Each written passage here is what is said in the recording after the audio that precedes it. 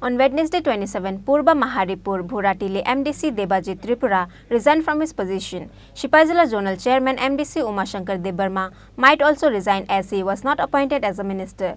The atmosphere in ADC is tense due to oath-taking ceremony of the 3 new TTA-ADC EMs on Thursday. From the last Vidhan Sabha election, 2 EM of TTA-ADC who won the election and became MLA, but later the 2 constituency seat of TTA-ADC became unoccupied, and the post of ADC EM also became unoccupied.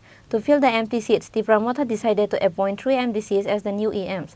The oath-taking ceremony of the new EM will take place on Thursday. However, unhappy with the new EM appointments, 27 Purba Maharipur-Bhuratili MDC Debjit Tripura resigned from his position of South Zonal Chairman and handed his resignation letter to TTA-ADC CEM Purno Chandra Jamatia on Wednesday.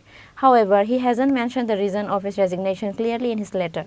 People suspect that 19 Amtoli Golagati MDC Umashankar Debarma might also resign from his position, as he is also unsatisfied with the new EM appointments. However, MDC Umashankar Debarma has not put out any statement regarding the following speculation.